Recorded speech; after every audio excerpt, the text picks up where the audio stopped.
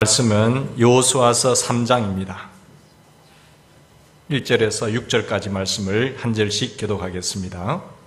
또 여호수아가 아침에 일찍 일어나서 그와 모든 이스라엘 자손들과 더불어 시딤에서 떠나 요단에 이르러 건너가기 전에 거기서 유숙하니라.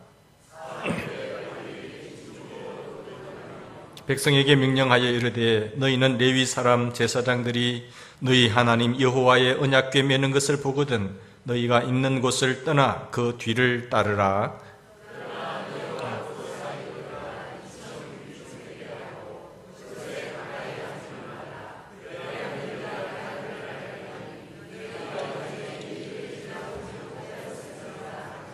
여호수아가 또 백성에게 이르되 너희는 자신을 성결하게 하라. 여호와께서 내일 너희 가운데에 기이한 일들을 행하시리라.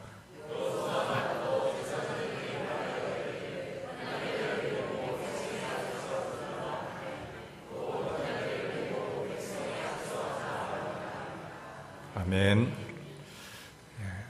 여리고라고 하는 지역에 하나님 주신 땅에 정탐꾼들이 갔습니다. 어떤 곳인가 미리 정탐을 갔는데 라합을 만나서 그들의 생명이 보존되고 돌아왔지 않습니까? 자, 정탐꾼들이 돌아와서 여호수아에게 보고합니다. 하나님께서 우리에게 그 땅을 주셨습니다. 하나님이 우리와 함께 하실 줄 믿습니다. 그들의 삶은 여리고에 사는 사람들은 보니까 간담이 서늘할 할 정도로 두려워 떨고 있습니다. 보고를 하니까 여호수아가 백성들을 아침 일찍 이끌고 시딤에서 아카시아 지역에서 시딤에서 여리고까지 거의 한 200만 명이 쭉 가게 된 거죠. 그것을 바라본 저 여리고성 사람들은 어떻겠습니까? 얼마나 놀랐겠어요. 하나님의 백성들이 한 200만 명이 쭉 가니까 거대한 군사들, 병사들 같이 놀라지 않았겠습니까? 저들의 하나님이 함께 하시고 역사하시고 홍해를 가르신 하나님, 광야에서 함께 하신 하나님이 함께 하셨던 그 백성들이 오니까 참 놀랐을 것입니다. 그런데 강 이쪽에서는 시딤에서 여리고로 가니까 요단강까지 갔는데 요단강 앞에 서니까 얼마나 놀랐겠습니까? 이 추수기에는 요단강이 언덕까지 넘치거든요. 차고 넘치니까. 이스라엘 백성들이 가서 보니까 요단강이 철철 넘치는 거예요. 야, 저 땅에는 이 강을 건너야 하나님 약속의 땅에 들어가는데 아무리 그들이 백성이 간담회 서느라고 하더라도 이 강을 건너야 되지 않느냐 하면서 두려워 떨고 있는 겁니다. 3일간 하나님께서 거기에 머물게 하셨어요. 요단강 앞에.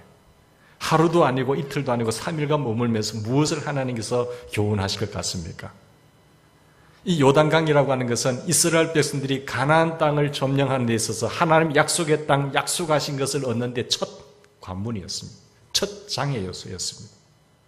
이 강을 건너야 하나님이 약속하신 땅에서 자유를 얻고 누리면서 살게 되는 것입니다. 그런데 강의 물이 철철 넘치는 거예요. 언덕까지 닿았었어요. 그러니까 건널 수 있겠습니까? 배라도 있으면 건너지요. 장정들은 헤엄쳐서 건넌다고 하더라도 노인들과 아이들은 어떡합니까? 그리고 물건들이 있어서 이 물건들을 가지고 건너야 되는데 이 물건들을 가지고 가지 아니하면 그들은 또 굶어 죽을 수밖에 없잖아요. 여러 가지 난관 속에서 때로는 두려워하는 사람, 절망하는 사람, 포기하는 사람 이런 일들이 일어나게 된 것입니다. 인간의 힘으로는 어쩔 수 없는, 해결할 수 없는 인간의 무력감을 느끼는 그런 현장입니다. 여기까지 잘 왔는데 이게 웬 말이냐 말이에요. 이 마지막까지 이 큰 장애 요소가 우리를 괴롭히고 있는 것 아니겠습니까? 지금까지는 하나님께서 여러 가지 모양으로 참 큰 기적, 작은 기적을 베풀면서 때로는 챙겨주시고 보호하시고 잘 왔어요. 이제는 다 된 줄 알았는데 요단강이 또 가르고 막고 있지 않습니까?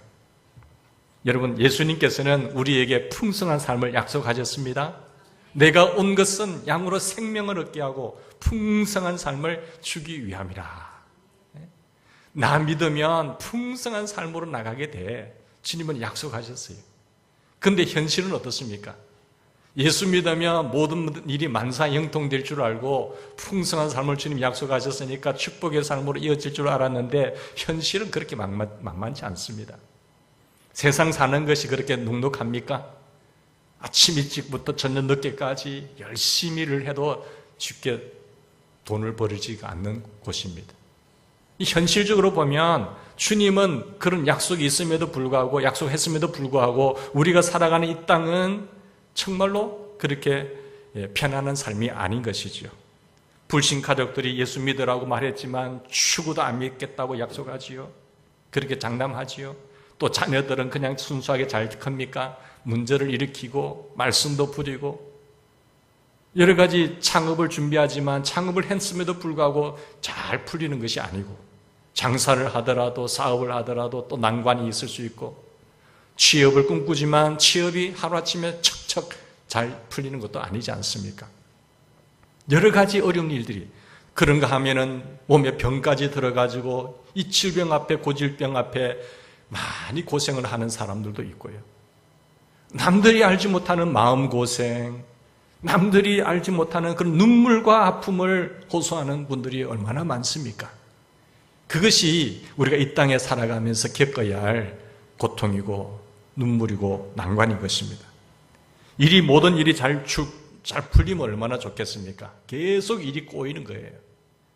이것이 해결되면 다른 일은 또 괜찮아질 줄 알았는데 또 문제가 생기고 예상치도 못한 곳에서 문제가 발생하고 터지는 것을 우리는 인생을 살면서 많이 느끼게 될 줄 믿습니다. 복음에 대한 저항의 장벽도 있을 수 있고요. 아무리 기도해도 응답이 없어요. 하루도 아니고 한 달이 지났는데도 응답은 보이지도 않고 하늘문이 열리는 것도 아니고 시온의 대로 활짝 열려야 되는데 그거는커녕 도리어 더 큰 장벽이 우리를 꽉 막고 있는 것입니다. 이게 바로 요단강이에요. 요단강. 인간의 힘으로 할 수 있는 건 아니잖아요. 하나님께서 자연적인 이 문제 앞에 해주셔야 되는데 해결이 안 되는 것입니다. 우리가 저마다 요단강 건너가 만날이 죽음의 요단강만 기억하는데 죽음의 요단강도 있지만 여기서 말하는 것은 현실적 요단강입니다. 현실적 이런 장벽, 이 괴로움, 이런 난관, 이런 어려움들이 가정마다 인생마다 도사리고 있는 것이에요. 주님은 저편에 분명히 약속하셨는데 왜 일이 빨리 안 풀릴까라는 고민 속에 빠지게 되는 것입니다.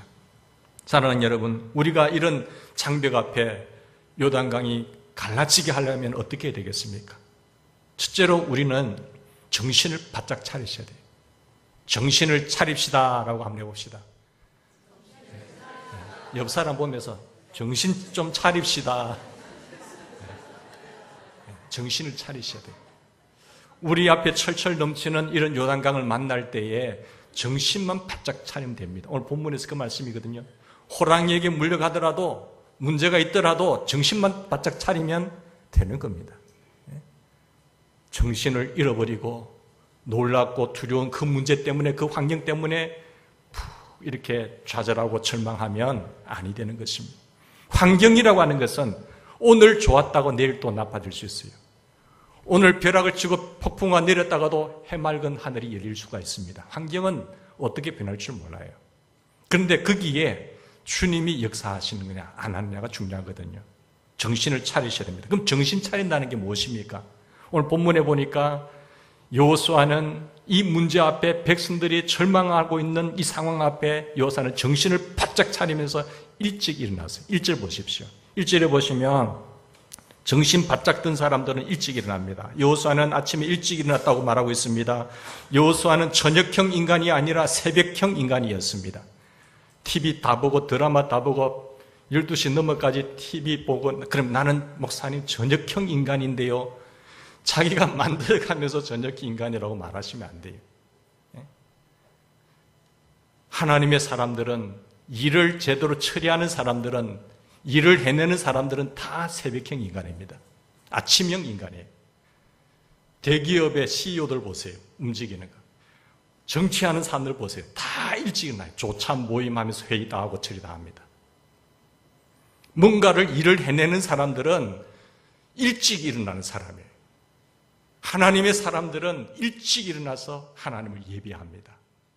그리고 하나님의 말씀을 묵상해요. 여호수아가 보면은 아침 일찍 일어나서 무엇을 했을 것 같습니까? 무엇을 묵상했습니까? 하나님의 말씀을 묵상했어요. 이 율법책을 떠나지 말게 하며 주야로 그것을 묵상하여 그 가운데 기록한 대로 다 지켜 행하라. 그리하면 내 길이 평탄하게 될 것이다. 내 길이 형통하게 될 것이다. 내가 모세와 함께 있었던 것 같이 내가 너와 함께 할 것이다. 하나님이 함께 하는데 평탄한 형통의 인생이, 성공한 인생이 열린다는 것이잖아요. 아침 일찍 일어나서 하나님을 예배하면서 하나님의 말씀을 묵상했단 말이에요. 이게 지도자입니다. 모세도 보면 아침 일찍 제단을 쌓았다라고 출애굽기 24장에 말하고 있습니다. 아침 일찍이 시내산에 올라갔습니다. 하나님의 말씀을 받았습니다. 다윗도 나는 새벽을 깨우리로라 했어요. 새벽을 깨우면서 하나님의 마음에 합한 사람이 되어서 내 뜻을 이를 통해서 다 이루게 하리라고 하실 정도로 다윗은 새벽형 인간이었어요. 하나님을 중심으로 하나님을 처음으로 만나고 오늘 하루의 스케줄을, 한 달의 스케줄을 하나님과 의논하면서 지혜를 받는 아침형 인간이었단 말씀이죠. 다윗은 날이 밝기 전에 부르짖으며 하나님의 말씀을 사모했다라고 시편 119편에 말씀하고 있습니다. 우리 주님은 어떤가요? 하나님처럼 완벽한 그분이지만 그분은 기도하기를 게을리하지 않고 새벽 미명에 아버지를 찾습니다. 그리고 기도합니다. 하나님, 아버지 뜻을 저를 통해서 이루어지기를 원하시죠. 그 완벽하신 전능하신 분도 아버지 앞에 기도했다고 한다면 우리는 부족하지 않습니까? 내 지혜를 다 믿을 수 있습니까? 내 경험을 다 믿을 수 있습니까? 내가 가진 권력, 그것이 언제까지 나를 지켜줄 수 있을 것 같습니까? 하나님만이 영원하신데 그 하나님과 깊은 교제와 관계의 끈이 깊어져 가야 되는데 가장 중요한 끈을 놓쳐버리고 다른 것을 붙잡는다고 한다면 그 사람은 지혜로운 인간이라고 말할 수가 없을 것입니다. 사랑하는 여러분 부모는 가정의 지도자입니다. 교사는 학생들의 지도자입니다. 목자들은 목원들의 지도자입니다. 재직들은 중직들은 교인들의 지도자입니다. 지도자는 일찍 일어나셔야 돼요. 지도자는 새벽형 인간이 되어야 되는 것입니다. 그래 부지런해야 됩니다. 게으른 사람은 일을 제대로 해낼 수가 없습니다. 지도자만이 아니라 우리 모두는 부지런해야 돼요. 일찍 일어나셔야 돼요. 게으른 사람은 밭을 갈지 않습니다. 게으른 사람은 씨를 뿌리지도 않습니다. 게으른 사람은 그래서 거둘 것이 없어요. 여러분, 잠언서가 왕을 기르는 교훈서잖아요. 가장 지혜롭다고 한 솔로몬을 통하여 기록한 말씀인데 왕을 만드는 교훈이 잠언서입니다. 거기에 뭐라고 이야기하는가 하면 20장 4절에 보면 이렇게 말하고 있습니다. 게으른 자는 밭을 갈지 아니하나니 그러므로 거둘 때는 국을 할지라도 얻지 못한다고 했어요. 게으른 사람은 해야 할 때 하지 않아요. 나중에 거둘 때에 거두려고 국을 할지라도 얻지 못한다고 말하고 있고요. 20장 13절에 보면 너는 잠자기를 좋아하지 말라. 네가 빈궁하게 될까 두려우니라. 내 눈을 떠라. 그리하면 양식이 족하리라. 왕의 교훈에 보면 여기 보면 잠자기를 좋아하지 말라는 거예요. 일찍 일어나라는 거예요. 잠자기를 좋아하는 사람은 빈궁하게 됩니다. 가난하게 됩니다. 세상이 돌아가는지 어떻게 돌아가는지를 보세요. 타락한 사람은 어둠을 좋아하고 밤에 설치지만 정신이 맑고 리더하는 사람들은 아침을 깨우고 새벽을 깨우는 사람이에요. 일찍 일어나는 새가 모든 것을 먹는다는 것처럼 그럴 때에 눈을 뜨면 양식이 풍족해지라 이렇게 교훈하고 있습니다. 봄이 오는 사람들이 좋은 일이 일어나기를 기대하지 않습니까? 그래서 글자도 입춘대길 붙입니다. 글자만 붙이면 그게 좋은 일이 들어옵니까? 부지런해야 좋은 일이 들어오잖아요. 시온을 데려가 글자만 붙여놓는다고 된다면 다 좋은 일이 일어나지요. 글자 붙인다고 되는 것이 아니라 부지런해야 되고 심을 걸 심어야 되고 뿌릴 걸 뿌려야 가을에 거두는 것입니다. 부지런하면 좋은 일이 일어나는 것입니다. 당장 여러분 이번 주부터라도 지금 기도해야 할 때고 여러분 인생의 요단강물이 어떤 교회적으로도 그렇고 이 민족적으로도 그렇고 이 사회 국가적으로도 그렇고 내 인생에 있어서 여러분 요단강이 지금 철철 넘치고 나를 불안하게 하고 절망하게 하고 어려운 난관이 있는데 잠만 자서 되겠어요? 새벽을 깨울 수 있는 은혜가 있기를 바랍니다. 당장 순종하세요. 하나님 기뻐하시는 대로 여러분 행해 나가면 하나님께서 길을 여시는 것입니다. 내가 저녁형 인간이었다고 한다면, 그런 사람이었다고 한다면 여러분 아침형 인간, 새벽형 인간으로 체질을 바꿀 수 있는 은혜가 있기를 간절히 바랍니다. 새벽을 깨우시면 요단강이 갈라져요. 갈라져. 이 문제가 그냥 해결되겠지. 그 바람만이 가진다고 되는 것이 아니에요. 이렇게 하면 기적은 일어나는 것입니다. 하나님이 하시는 거예요. 사랑하는 여러분, 요단강에 갈라지는 것을 체험하려면 기본부터 하셔야 돼요. 기본부터 하셔야 해결이 되는 겁니다. 하나님께서 우리를 부르신 것도 예배드리기 위한데 예배를 들으셔야 돼요. 첫 시간부터 하나님 앞에 교제하면서 예배하고 하나님 말씀을 묵상하면서 지혜를 받고 하나님이 주시는 그 지혜를, 번쩍이는 지혜를 가지고 스케줄을 계획하고 사람 만나고 계약하고 나가는 거예요. 우리의 힘으로 되는 건 아니에요. 내가 모든 것을 계획할지라도 그 걸음을 인도하시고 이루시는 분은 여호와 하나님이라고 하셨어요. 앞이 막히고 뒤가 막히고 옆이 막혔다고 할지라도 하나님이 역사하시고 하나님이 개입하시면 여러분 길이 열리는 줄 믿습니다. 내가 하나님 앞에 엎드리셔야 돼요. 내가 하나님을 찾으면 거기에 기적의 역사가, 요단강이 갈라지는 역사가 일어나는 것입니다. 그러면서 지도자는 어떻게 됩니까? 정신을 차린 지도자는 두 번째로 앞서 나가는 겁니다. 앞서 나가요. 6절 말씀 다 같이 읽겠습니다. 6절, 여호수아가 또 제사장들에게 말하 이르되 언약궤를 메고 백성 앞서 건너라 하며 곧 언약궤를 메고 백성이 앞서 나가니라. 누구에게 말하고 있습니까? 백성의 지도자들인 제사장들에게 지금 이야기하고 있는 거예요.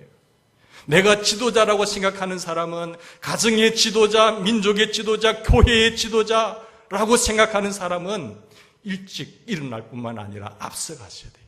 남들 앞서. 여기서 지도자는 앞서가는 사람이라고 말하고 있지 않습니까? 백성에 앞서 건너라. 지도자는 뒤를 따라가지 않습니다. 앞서가는 사람이에요. 당신 가서 떠미는 사람이 아닙니다. 당신 먼저 가봐. 그런 사람이 아니라 앞서가는 사람이에요. 나폴레옹이 병사들에게 강 앞에 있는 걸 보고 야 빨리 건너가 이러다가 안 건너니까 두려워서 저 강을 어떻게 뛰어들어가요? 어떻게 이 강을 건너요? 하니까 두려워 떠는 있는 그들 보고 나폴레옹이 말을 채찍을 딱 하면서 그 강을 건너가지 않습니다. 그러면서 나를 따르라 하니까 좀 와 하면서 쫙 따라가는 거예요. 이게 지도자예요. 아이젠하워가 이런 말을 했죠. 지도자라고 하는 그 단어를 설명할 때에 그 책상 위에 실을 놔놓고 이야기한 게 실을 당기는 거예요. 당기는 대로 당겨보는 거예요. 하나 뽑고 뒤로 뽑고 잘 풀리거든요. 잘 따라 실을 당겨보니까 당신이 원하는 대로 따라오는 거잖아요. 그게 실이에요. 근데 한번 실을 밀어보세요 하니까 실을 밀어보면 자기가 미는 대로 밀리집니까? 안 되는 거예요. 지도자는 실을 당기면서 따라오는 거예요. 사람들은 본을 통해서 리더를 따라가는 겁니다. 리더는 본을 보이는 거예요. 그게 리더예요. 본을 보이면서 따라오라는 거예요. 모델을 보고 모델을 보여주는 것이 모델이 지도자라는 거예요. 이런 부모님이 가정의 지도자잖아요. 자식들을 키울 때 본을 보이지 않으면서 어떻게 하라 떠밀면은 안 합니다. 부모님이 아침 일찍 일어나서 예배 드리고 와서 기도해주고 해줄 때 그것이 각인이 되는 겁니다. 그리고 가정 예배 드리는 모습 어릴 때부터 각인이 되는 거예요. 아, 우리 부모님은 늘 기도하시는 분이 예배 드리는 사람이에요. 예배를 첫 번째로 하는 사람이에요. 공적인 예배는 절대로 빠지지 않는 부모님이 있어요. 그것이 어릴 때부터 각인이 돼요. 그리고 새벽에도 가서 예배 드리고 와서 꼭 기도해 주는 그것이 기억이 돼서 어려움과 고통이 있을 때 하나님을 찾는 자식들이 됩니다. 부모는 가정의 지도자예요. 선생님들이, 교사님들이 학생의 지도자예요. 그 내가 하지 않으면서 하려면 자녀들이 움직입니까? 안 움직여요. 학생들이 안 움직여요. 학생들의 본이 선생님들이에요. 중직자들도 교인들의 본이 되어야 되는데, 지도자인데, 기도와 전도와 훈련과 공적인 예배에 참석하는 게 다 본이 되어야 돼요. 모델이 되어야 돼요. 이것이 없는 상태에서 내가 중직이 된다, 직분을 갖고 지도자가 된다고 하는 사람은 굉장히 그 교회는 마이너스입니다. 그것 가지고 뭐 이름을 내겠습니까? 명함에 새기겠습니까? 그러면 안 돼요. 본인도 망하고 교회도 죽습니다. 본을 보이는 것이, 내가 본을 보이겠다고 작정한 사람만 지도자가 되셔야 돼요. 그렇지 않으면 하나님께서 심판하실 때 너 정말 악하고 게으른 종이구나, 게으르다는 것이 뭐하냐, 너는 악한다는 거예요. 그렇게 되면 안 되잖아요. 그건 하나님이 어떤 분인가를 몰라고 중직이, 지도자가 뭔지 모르는 사람이 하는 거예요. 내 얼굴 내려고 중직이 된다, 항존직이 된다, 집사가 된다, 여러분 그걸 하면 정말 잘못하는 사람이에요. 내가 집사가 정도가 되려면 기본은 하셔야 되잖아요. 기본이 되셔야 돼요. 그게 지도자라는 것이죠. 여기 보니까 지도자는 여러분 앞서서 요단강을 밟는 모험을 하는 사람이에요. 교회 잘 되기를 바라지 않습니까? 교회 잘 되기를 바라면서 기도 안 한다, 교회 잘 되기를 바라면서 자기가 공적인 예배에 안 보여, 그 기본이 안 되잖아요.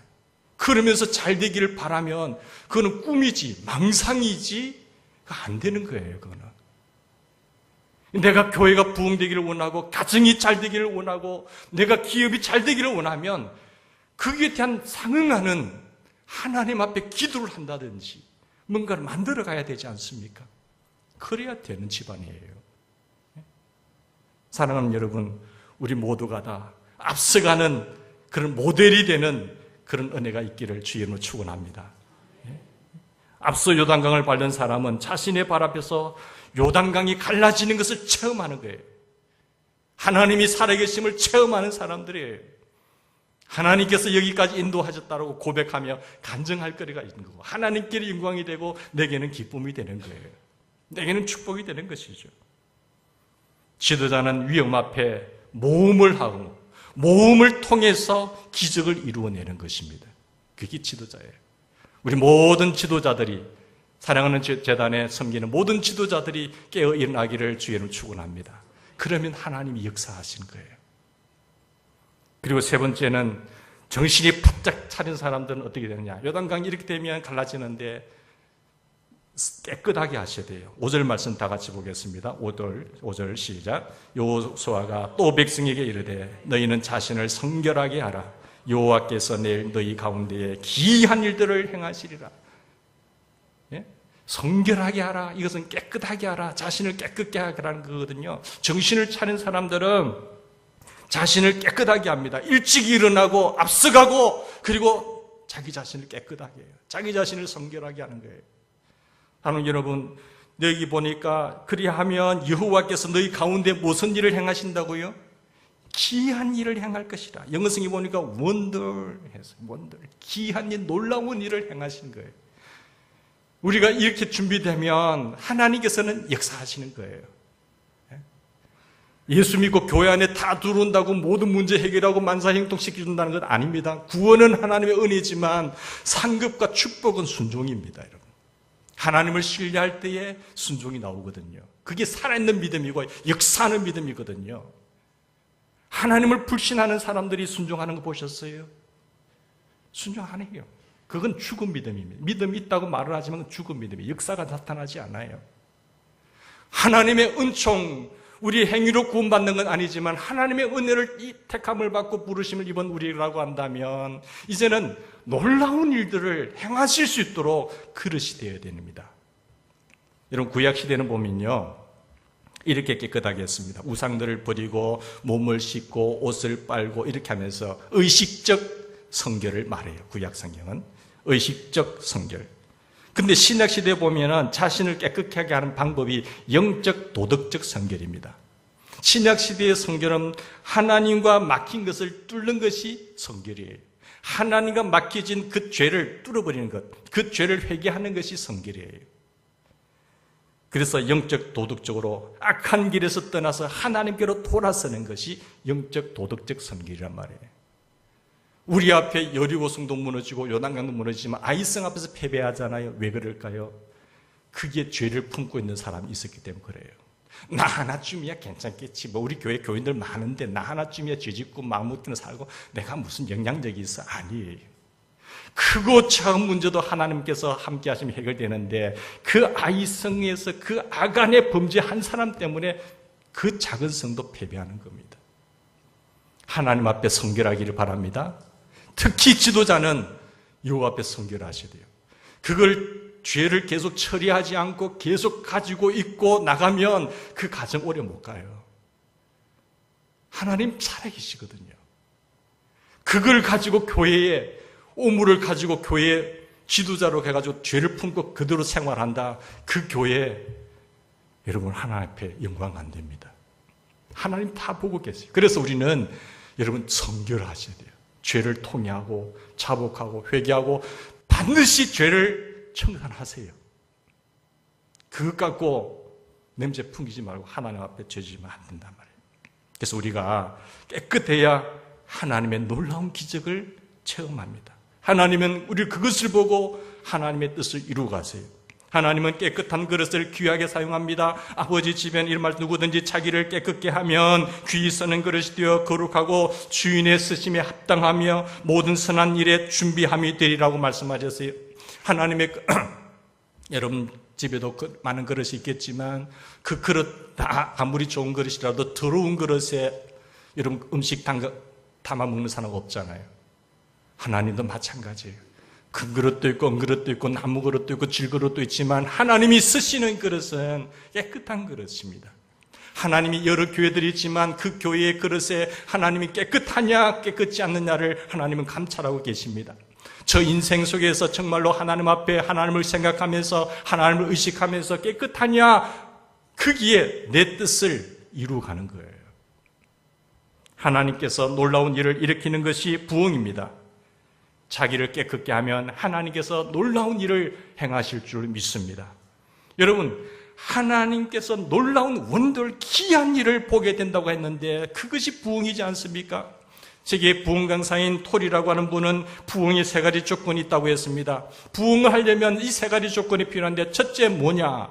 하나님과의 관계에서 막힌 것이 없도록 정리하는 겁니다. 하나님과의 관계에서 막힌 것이 있으면 안 돼요. 그러면 거기에는 절대로 부흥이 일어날 수가 없어요. 죄를 통회하는 것이 부흥입니다. 하나님과의 관계에 끓이김이 없어야 됩니다. 하나님과의 관계에서 깨끗한 그릇이 되셔야 돼요.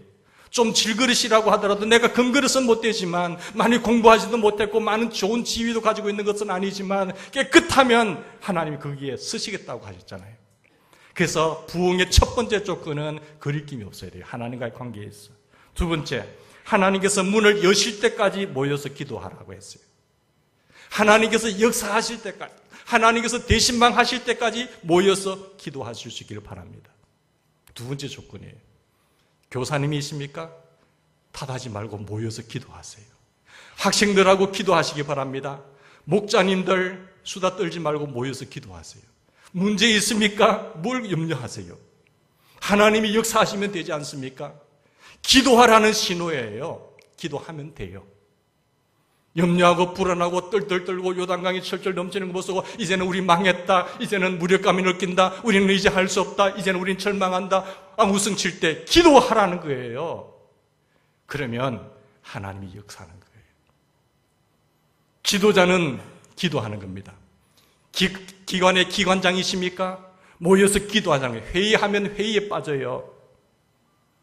계속해서 기도하면 하나님이 대신막 하실 때까지 기도하면 내가 변하고 하나님이 영광 받으시고 네가 기적을 체험하게 되는 줄 믿습니다. 세 번째로는 부흥의 조건 세 번째, 하나님께서 마음대로 쓰시도록 자기 자신을 내드리는 겁니다.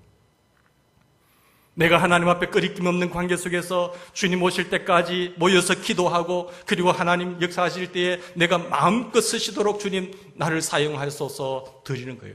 물질이 있으면 물질 드리고, 시간이 있으면 시간 드리고, 재능이 있으면 재능 드리는 거예요. 그것 가지고 뽐내는 것이 아니라 하나님 주신 것 가지고 하나님의 영광을 위해서 살아간다고 한다면 거기에 가정의 부흥이 일어날 것이고, 인생의 부흥이 일어날 것이고, 교회의 부흥이 일어나는 거예요. 인색하지 않고 하나님과의 관계에서 막힌 죄를 청산하시기를 바랍니다. 그리고 막 모여서 기도하고 자기 자신을 내어드리십시다. 그렇게 하면 하나님께서 반드시 놀라운 부흥의 기적을 일으키는 거예요. 하나님이 하시는 거예요. 사랑하는 성도 여러분, 하나님께서 여러분 앞에 철철 넘치는 요단강이 흘러갈지라도 갈라지기를 원하십니까? 하나님 제발 이 문제 좀 해결해 주었으면 좋겠습니다. 나는 이 장벽 앞에, 이 놀라운 일 앞에 가슴이 답답해요. 환경을 바라보면 절망스럽고 낙담되지만 주님 말씀 앞에 설 수 있기를 바랍니다. 하나님께서 여러분에게 놀라운 기적을 일으키기를 원하십니까? 정신을 차리시기 바랍니다. 정신을 차린 사람은 첫 번째 뭐라고 했습니까? 일찍 일어나는 사람이에요. 일찍 일어나기를 주 여러분 축원합니다. 체질을 바꾸시란 말이에요. 이왕 예수 믿은 것. 두 번째 어떻게 해야 된다고요? 앞서 행하셔야 돼요. 앞서. 세 번째 뭐라고요? 성결케 하라. 자기 자신을 깨끗게 하라. 그리하면 놀라운 일을 보리라. 요단강이 갈라지는 그것이 절망이었고, 내게 장벽이었고, 내게 문제였고, 그것이 내게 아픔이었고, 내게 고통이었고, 한숨이었던 것이 갈라지는 거예요. 하나님의 능력을 체험하는 거예요. 아무나 다 갈라지는 것 아닙니다. 예수 믿는다고 해서 다 갈라지는 것 아니에요. 우리가 이 말씀을 차리고 말씀을 적용할 때에 일어나는 줄 믿습니다.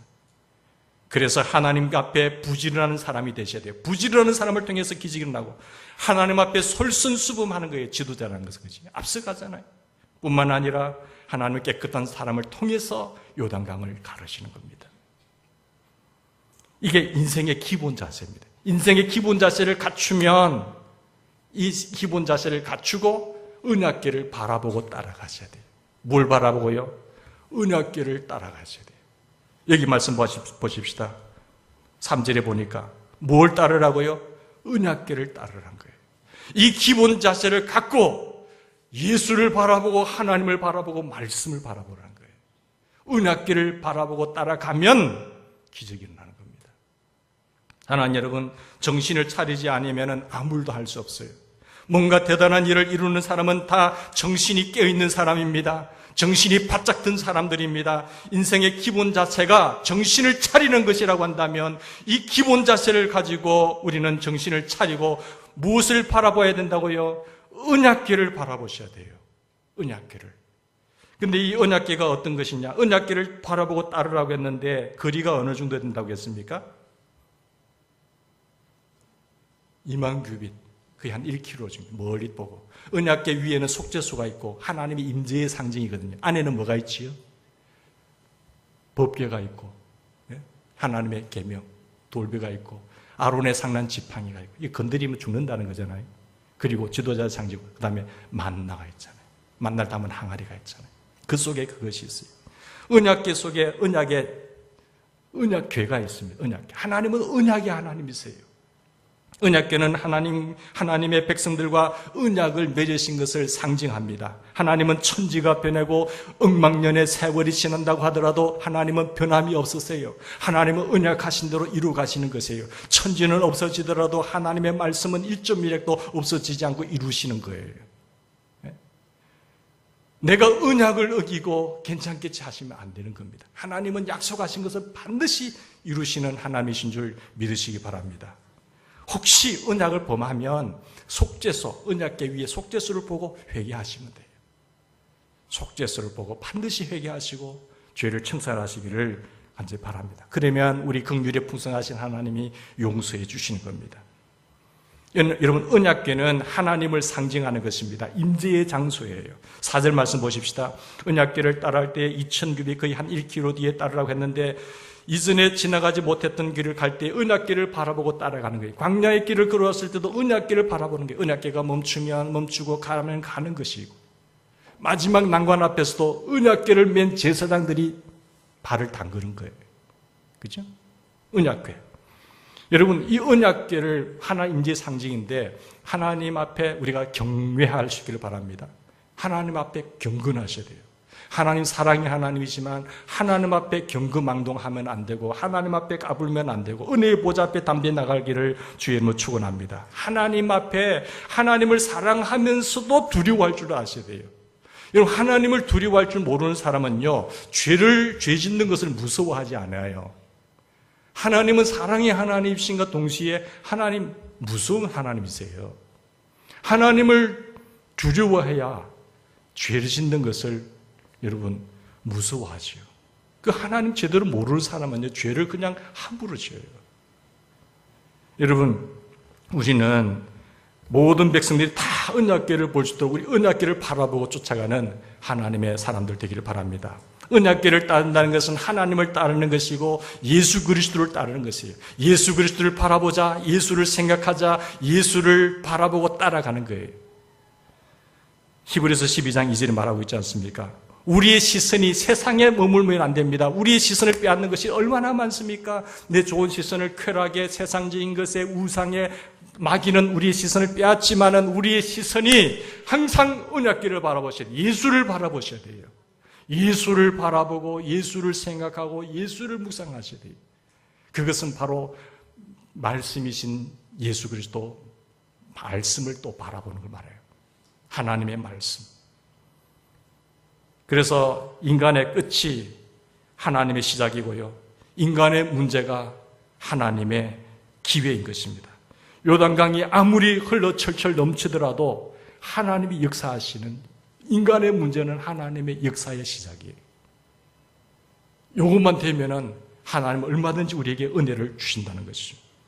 하나님은 홍해도 건너시고 홍해도 가르신 하나님이시고 광야의 40년 길 속에서도 하나님은 그들과 같이 하셨잖아요.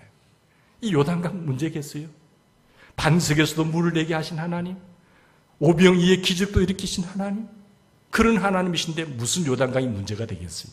우리 앞에는 문제가 되지만 언약궤를 따라갈 때에 요단강이 갈라집니다.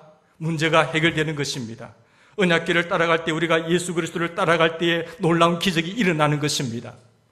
질병도 치유되고 악령도 떠나가는 것이고, 문제가 환경의 변화도 일어나는 것이고, 생명도 얻는 것이고, 이 모든 것이 예수 그리스도를 따라갈 때 그 역사의 문제의 해결자 되시는 예수님이세요.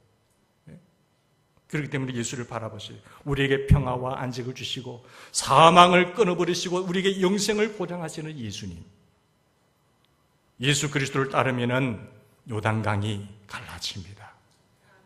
우리가 예수 그리스도를 따라갈 때에 어떤 일이 닥쳐도 그것은 문제가 되지 않습니다. 내가 예수를 따라가는데 일어나는 문제는 아무 문제가 아니에요. 주님이 함께 하십니다. 합력하여 선을 이루시고 더 좋은 것을 준비하시고 마침내 복을 주기 위해서 가시는 길인데, 내가 주님을 따르지 않을 때가 문제지 주님을 따라가면도 일어나는 모든 문제는 문제가 아닌 것이란 거예요. 하나님이 더 좋은 것으로 갚으시는 것을 믿으시기 바랍니다. 그래서 바울은 내게 능력 주시는 자 안에서 내가 모든 것을 할 수 있다고 말했어요. 이것이 우리의 고백이 되기를 바랍니다. 언약궤는 기적을 일으킵니다. 그래서 언약궤는 기적궤입니다.